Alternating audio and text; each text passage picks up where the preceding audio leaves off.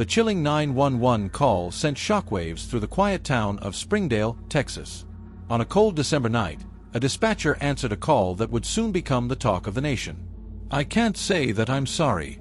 To be honest, I feel so bleeping great," the caller said with a disturbing sense of satisfaction. The voice belonged to 27-year-old Ryan Mitchell, a local resident who had just committed an unthinkable crime. He had shot his own father 6 times. As emergency responders rushed to the scene, Ryan remained on the line for over 20 minutes, speaking calmly. He admitted to the crime without hesitation, acknowledging that he fully understood the consequences. His father, 51-year-old David Mitchell, was found lifeless on the living room couch.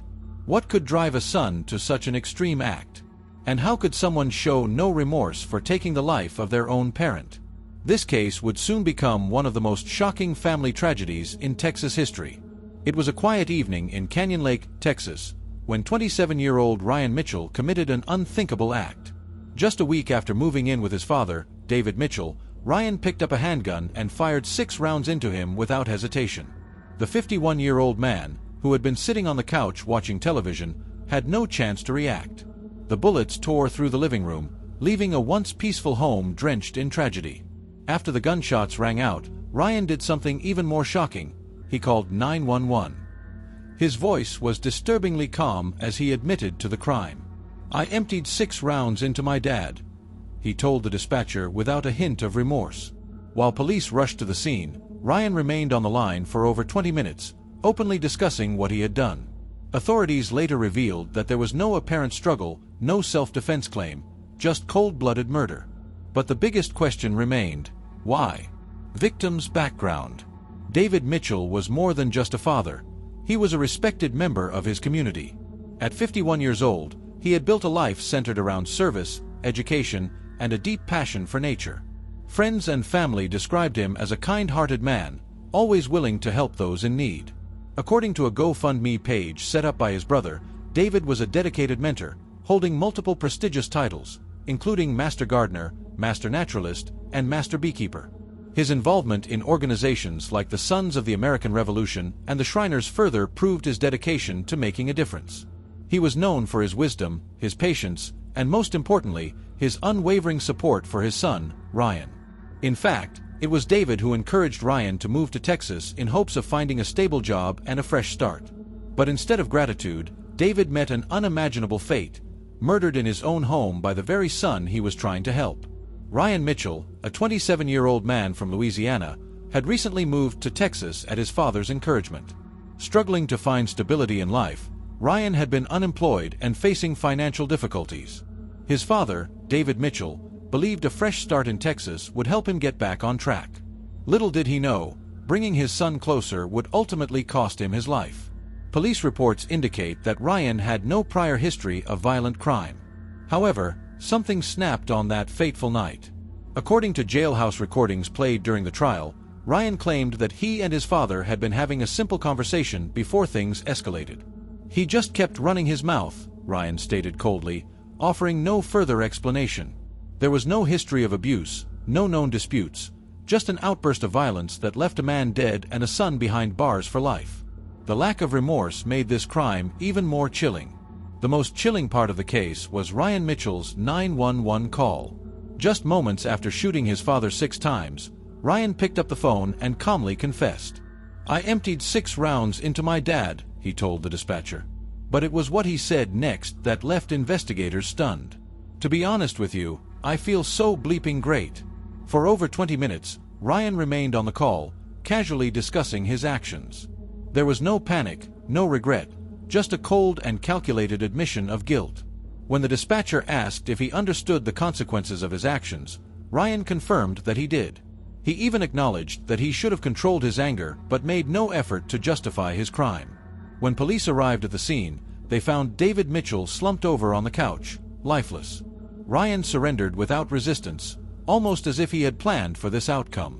The call served as one of the strongest pieces of evidence against him, sealing his fate in court. Ryan Mitchell's trial was swift and decisive. With overwhelming evidence against him, including his own confession during the 911 call, prosecutors had little difficulty proving their case. The jury listened to his chilling words, where he not only admitted to killing his father but also showed no remorse.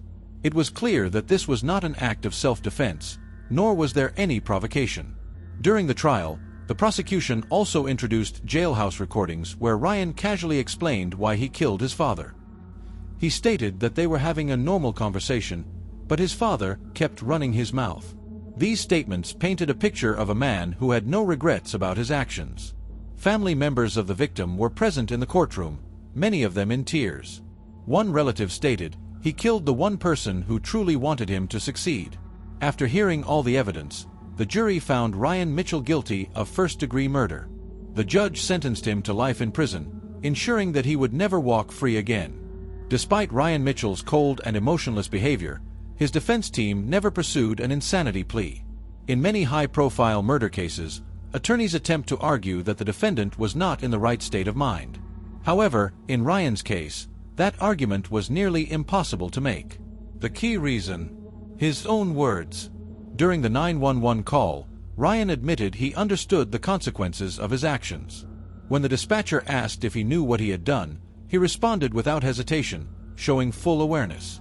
In legal terms, an insanity defense requires proving that the defendant could not distinguish between right and wrong. Ryan's statements eliminated any chance of that argument. Furthermore, prosecutors highlighted his jailhouse phone calls, where he rationalized his actions, proving that this was a conscious and intentional act. In the end, his clear-minded confession sealed his fate. There was no escaping responsibility for what he had done. #### Role of jailhouse calls in the case.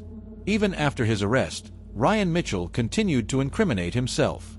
While awaiting trial, he made several phone calls from jail, conversations that were all recorded.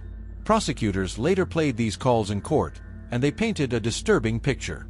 In one call, Ryan bluntly stated that he killed his father simply because he was running his mouth. He never expressed guilt or sorrow. Instead, his tone remained indifferent, reinforcing the prosecution's argument that he lacked any remorse. These calls shattered any potential defense strategy, proving that this was not a moment of temporary insanity or emotional distress. It was a deliberate act. Many defendants fail to realize that all jailhouse calls are recorded and can be used against them. In this case, Ryan's own words became some of the strongest evidence for the prosecution. His casual attitude toward the murder only strengthened the jury's decision to convict him. These recordings left no room for doubt. Ryan Mitchell knew exactly what he was doing. Texas is known for its tough stance on violent crimes, especially murder cases. However, despite the brutal nature of Ryan Mitchell's crime, prosecutors did not seek the death penalty. Under Texas law, a murder must meet specific criteria to qualify as capital murder, which allows for the death penalty. Some of these criteria include killing a police officer, a child, multiple victims, or committing murder during another felony such as robbery or kidnapping. Ryan's case, while horrific, did not meet these legal requirements. Since he killed a single person, his own father, without any additional crimes attached, it did not qualify for capital punishment. Instead, the judge handed down a life sentence without the possibility of parole. While some believed he deserved the ultimate punishment, Texas law determined otherwise. Now, Ryan Mitchell will spend the rest of his life behind bars, reflecting on the crime that shocked his community. While the court focused on the facts of the case, many were left wondering, how did a father-son relationship reach such a tragic breaking point? By all accounts, David Mitchell was a supportive father who wanted his son to succeed. He had encouraged Ryan to move to Texas, believing it would help him build a better future. But instead of gratitude, Ryan responded with unimaginable violence. There were no known reports of abuse or ongoing conflicts between them. However, some experts believe that deep-seated resentment or unspoken tensions may have played a role. Family members speculated that Ryan struggled with personal failures and projected his frustrations onto his father. His inability to handle criticism, no matter how minor, could have fueled his sudden outburst. Cases like this highlight how hidden emotions and unresolved conflicts can turn deadly. While Ryan never provided a clear motive beyond his vague claim that his father was running his mouth, his actions suggest an explosive reaction rather than a planned attack. The psychological factors behind such a crime remain a disturbing mystery. Defending Ryan Mitchell was a nearly impossible task. From the start, the evidence against him was overwhelming. His own 911 call, recorded jailhouse conversations, and lack of remorse left little room for legal maneuvering. His defense team faced the challenge of representing a client who had already admitted to his crime multiple times. In most murder cases, defense attorneys try to reduce charges, argue for self-defense, or seek an insanity plea.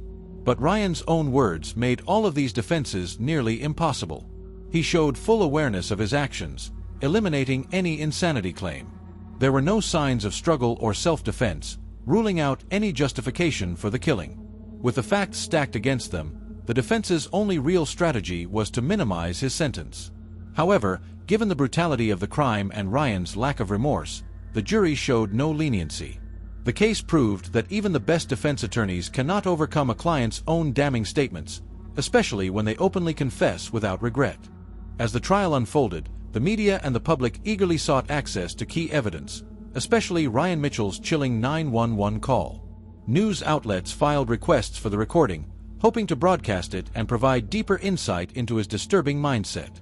However, Texas law does not automatically make all evidence public, and authorities were cautious about releasing sensitive materials. In many cases, law enforcement agencies weigh the risks of publicizing such recordings. If released before trial, they could influence potential jurors and make it difficult to ensure a fair hearing. Even after a verdict, officials sometimes withhold evidence to protect the privacy of victims' families. Defense attorneys often argue against releasing such evidence, fearing that media exposure could further damage their client's image. However, in Ryan's case, his words had already sealed his fate.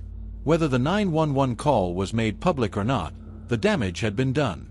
His confession had already played a critical role in securing his life sentence, ensuring he would never be free again. Ryan Mitchell's case remains one of the most chilling family tragedies in recent memory. A father who only wanted to help his son was brutally gunned down in his own home. A son, instead of feeling remorse, expressed a disturbing sense of satisfaction. From the moment he pulled the trigger to his emotionless 911 call, Ryan showed no regret, only a cold acceptance of his actions. His life sentence ensures that he will never walk free again. But questions still linger. What truly led to such an extreme act? Was it years of hidden resentment? A sudden, uncontrollable rage? Or was Ryan simply indifferent to human life? These are answers we may never fully know. This case serves as a stark reminder of how family tensions, if left unresolved, can lead to unimaginable consequences. It also highlights the power of a single confession, how a few words can erase any possible defense and secure a person's fate. For the Mitchell family, the pain of losing David will never fade, and Ryan will spend the rest of his days behind bars, haunted by his own choices.